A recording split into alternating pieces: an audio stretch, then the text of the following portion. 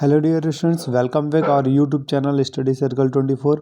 Dear students, आज के video में हम देखेंगे 3 नंबर और 4 नंबर और 5 नंबर वाले प्रश्नों के आंसर। ठीक है, तो सबसे पहले देखिए, ये 4 नंबर और 5 नंबर, ये 4 और 5 मार्क्स के जो क्वेश्चंस हैं, आपको 4 मार्क्स का एक क्वेश्चन आने वाला है। ठीक है, और साथ ही हम आपको बता दें कि इसके बाद आपका 5 मार्क्स का, तो 5 मार्क्स का आपके पास 3 क्वेश्चंस आने वाले हैं। ठीक है, तो ये जो कि सेलेक्टेड क्वेश्चंस आते हैं, जो हम बता रहे हैं आप उसको अच्छे से करिए। इनमें से कुछ क्वेश्चंस रिपीट भी हो जाएंगे। ठीक है, तो आप बहुत अच्छे से इसको कंप्लीट करिएगा। तो चलिए देखते हैं प्रश्न। आप पहले प्रश्न यहाँ देख सकते हैं कि अजय अपने दोस्तों के साथ टहलने गया था, वहाँ से एक ट्रेन गुजरी जिसमें लिखा था सावधान विस्फोट सामग्री। एक ट्रक से एक जंजीर बंधी थी जो जमीन को स्पर्श कर रही थी। अजय ने अपने दोस्तों को समझाया कि ट्रक की गति के दौरान उसकी धुरी पृथ्वी के चुंबकीय क्षेत्र रेखाओं को काटती है, फलस्वरूप उसके सिरों पर विद्युत वाहक बल प्रेरित हो जाता है। प्रेरित आवेश जंजीर के द्वारा क्षरण होता रहता है, जिससे विस्फोट पदार्थ सुरक्षित बने रहते हैं। तो इस टाइप के प्रश्न ना आपका बिल्कुल एक पूछा जाएगा। इसके आंसर आपको कंपलसरी है देना। तो आप इसको मूल्य आधारित प्रश्नों का जो आंसर है आपको सैद्धांतिक तौर पर देना है, यानी जिस चैप्टर से रिलेट करता है उसमें सिद्धांतों का प्रयोग करके, यानी जो उसमें नियम है ना, उसके अनुसार आपको बनाना है। तो देखिए, यहाँ पर जो प्रश्न पूछा जाएगा बहुत सिंपल पूछा जाएगा। इससे आपको मतलब नहीं है, ये केवल आपको इसलिए दिया गया है कि उस चैप्टर से रिलेट करके बताया गया है कि ये चैप्टर में इस प्रकार के कुछ सिद्धांत हैं जिसका कहाँ प्रयोग होता है वो पूछा गया है। अब देखिए, प्रश्न बिल्कुल अलग है। प्रेरित विद्युत वाहक बल कब उत्पन्न होता है? ठीक है, ये जो इस नियम में जो ये आपका यहाँ पर देख लीजिए, पृथ्वी के चुंबकीय क्षेत्र की रेखाओं को काटती है, तो ये प्रेरित विद्युत वाहक बल के नियम में भी कुछ ऐसा है। तो इसलिए यहाँ पर प्रश्न दिया गया है, प्रेरित विद्युत वाहक बल कब उत्पन्न होता है? तो इसका आंसर हो जाएगा कि चुंबकीय फ्लक्स के मान में परिवर्तन होने पर प्रेरित विद्युत वाहक बल उत्पन्न होता है। ठीक है, जब चुंबकीय फ्लक्स को फाई से दर्शाते हैं, फाई बी से। ठीक है, तो जब इसके मान में परिवर्तन होता है तो प्रेरित विद्युत वाहक बल उत्पन्न हो जाता है।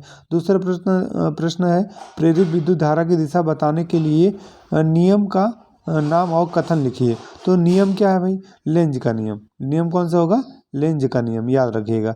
ठीक है, लेंज का नियम। ठीक है, और इसका स्टेटमेंट क्या हो जाएगा? स्टेटमेंट हो जाएगा, विद्युत चुम्बकीय प्रेरण की प्रत्येक अवस्था में प्रेरित विद्युत धारा की दिशा इस प्रकार होती है कि वह इस कारण का विरोध करती है जिसके कारण वह स्वयं उत्पन्न हुई हो। ठीक है, फिर नेक्स्ट प्रश्न है कि अजय ने किन मूल्यों को प्रदर्शन किया? अजय मतलब किन मूल्यों, इसका मतलब ये हुआ कि अजय क्या बताना चाहता है ना।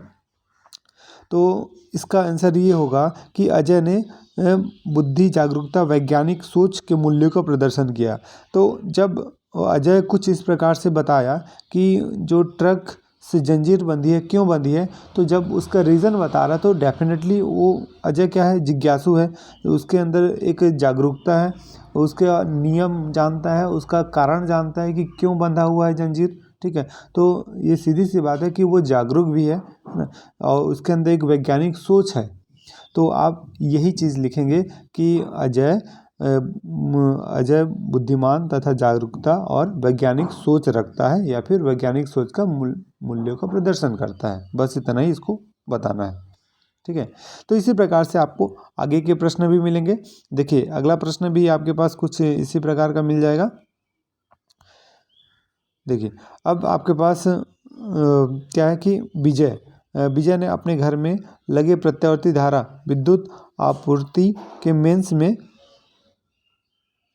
तो यहाँ से देख सकते हैं आप जो क्वेश्चंस हैं, तो देखिए कि आपूर्ति मेंस के किट कैट में फ्यूज तार को बदलने के लिए नंगे पैर चल रहा था। एकाएक वह चिल्लाते हुए फर्श पर गिर पड़ा। उसके पुत्र अमित ने चिल्लाहट सुनी और जूता पहनकर उस स्थान की ओर दौड़ लगाई।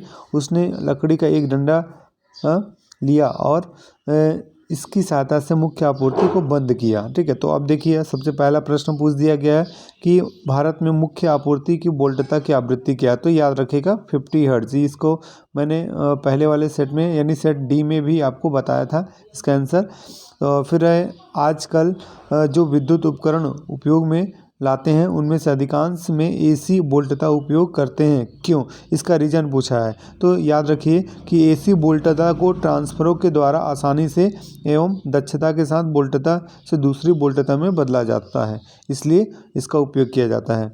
फिर अगला प्रश्न है कि अमित ने किन मूल्यों का प्रदर्शन किया, तो सीधी सी बात है कि जागरूकता, बुद्धिमत्ता और वैज्ञानिक सोच का, है ना। तो ये जो किन मूल्यों का प्रदर्शन किया, ये सारे के सारे आंसर एक ही टाइप के होते हैं। ठीक है, तो इसलिए आप इसको ज़रूर लिखिएगा। ओके, अब हम देख लेते हैं 5 मार्क्स के जो क्वेश्चंस हैं। तो 5 मार्क्स में देखिए ये काफ़ी इंपॉर्टेंट है, जो कि प्रश्न है किसी पतले लेंस के लिए सिद्ध कीजिए। इसी को पतले लेंस मेकर फॉर्मूला भी बोलते हैं, है ना। और कभी कभी ये दे देगा इनमें, और इनमें संबंध बताने के लिए दे देगा। ठीक है, तो इसलिए आप कंफ्यूज मत होइएगा। अब इसी का नेक्स्ट आगे का प्रश्न देखें, और में दिया है संयुक्त कंपाउंड माइक्रोस्कोप का दिया हुआ है। संयुक्त सूक्ष्मदर्शी का किरण आरेख खींचिए तथा आवर्धन क्षमता के लिए व्यंजक व्युत्पन्न कीजिए, जबकि अंतिम प्रतिबिंब स्पष्ट दृष्टि की न्यूनतम दूरी पर बनता हो। फिर अगला प्रश्न है कि विद्युत धारावाही वृत्ताकार कुंडली के अक्षय के अनुदिश बिंदु पर चुंबकीय क्षेत्र के लिए व्यंजक प्राप्त कीजिए। ये 5 मार्क्स में, इसको आपको काफ़ी डिटेल से लिखना पड़ेगा, है ना। फिर इसी के अथवा में रहेगा आपके पास क्वेश्चन जो है कि चल कुंडली धारामापी क्या है। निलंबित कुंडली धारामापी का नामांकित चित्र बनाकर आप उसको सिद्ध कीजिए कि इसमें बहने वाली धारा कुंडली के विक्षेप के अनुक्रमानुपाती होती है। फिर अगला प्रश्न जो है आपको चैप्टर नंबर 1 से होगा कि सिद्ध कीजिए कि किसी बंद पृष्ठ से गुजरने वाला संपूर्ण विद्युत फ्लक्स उस बंद पृष्ठ के अंदर उपस्थित कुल आवेश 1/ε0 गुना होता है, जहाँ ε0 मुक्त आवेश की विद्युतशीलता है। और इस प्रमेय का नाम भी बताना है, तो गॉस का प्रमेय, है ना। ठीक है, तो इस प्रकार से आप इसको लिखेंगे। देखिए दोनों जो आपका फर्स्ट यूनिट है उसमें 2 चैप्टर हैं, फर्स्ट चैप्टर और सेकेंड चैप्टर है। ठीक है, स्थिर विद्युत और आपको विद्युत विभव ऊर्जा के लिए। तो दोनों में से कोई भी आप एक चैप्टर बहुत अच्छे से तैयारी कर लीजिए, अगर आपके पास समय नहीं है तो। अगर समय है तो आप दोनों चैप्टर कर लीजिए, या फिर आप दोनों में से किसी एक चैप्टर को करते हैं तो आपको 5 मार्क्स बिल्कुल क्लियर हो जाएगा, क्योंकि एक क्वेश्चन आपका फर्स्ट चैप्टर से आ रहा और एक सेकेंड से, मतलब यूनिट एक ही है ना। दोनों से एक एक क्वेश्चन आ रहे हैं। ओके, अब देखिए और भी हम 4 मार्क्स के क्वेश्चंस देखते हैं। फिर अगला प्रश्न देखिए कि विद्यार्थियों के एक समूह ने विद्यालय से आते वक्त देखा कि मुख्य गली में उप स्टेशन पर एक बॉक्स डेंजर ST220 2200 वोल्ट अंकित था। वे ऐसे उच्च वोल्टता के उपयोग से अनभिज्ञ थे, मतलब नहीं जानते थे इसके बारे में। उन्होंने तर्क लगाया कि आपूर्ति सप्लाई के 220 वोल्ट थी। उन्होंने दूसरे दिन अपने टीचर से यह प्रश्न किया कि शिक्षक ने सोचा कि यह एक महत्वपूर्ण प्रश्न है। उसने पूरी कक्षा में इसकी व्याख्या की। तो देखिए कुछ क्वेश्चंस बनते हैं यहाँ से कि प्रत्यावर्ती धारा की उच्च वोल्टता को निम्न वोल्टता में लाने के लिए किस युक्ति का उपयोग किया जाता है और इसका कार्य सिद्धांत बताना है।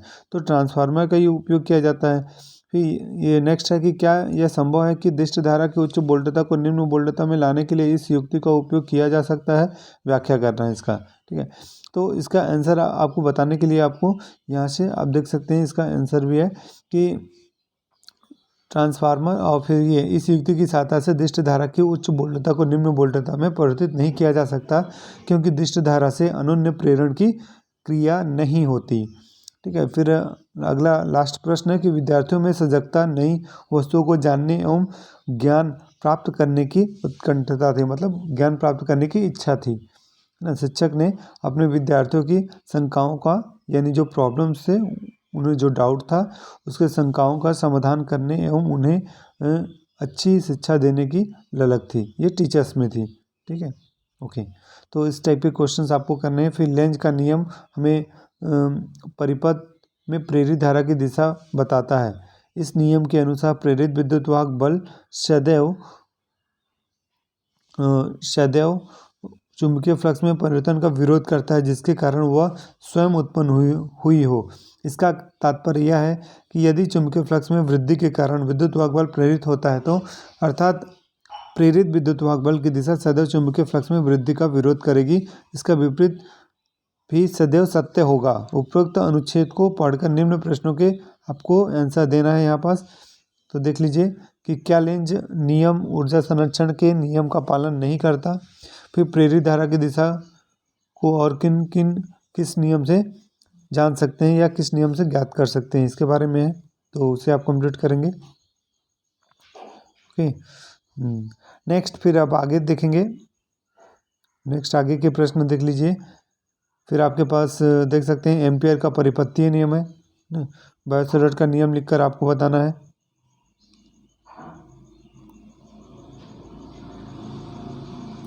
इसे आप अच्छे से कंप्लीट करिएगा। जो आपने पहले से कर रखा है उससे आप बिल्कुल काफ़ी अच्छे से कंप्लीट कर लीजिए, ठीक है।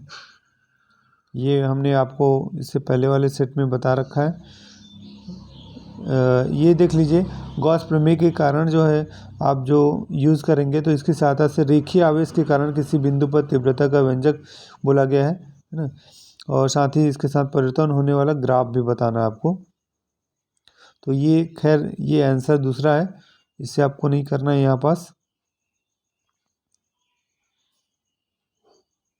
ये प्रश्न देख लीजिए, फोकस दूरी या नाभ्यंतर से आप क्या समझते हैं। एक पतले लेंस निर्माता सूत्र। देखिए वही प्रश्न किस प्रकार से पूछा जा रहा है, अलग अलग प्रश्न पूछा जा सकता है एक ही प्रश्न को,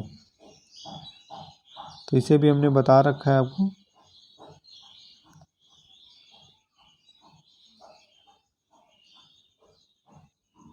तो डियर स्टूडेंट्स, आज के वीडियो में इतना ही।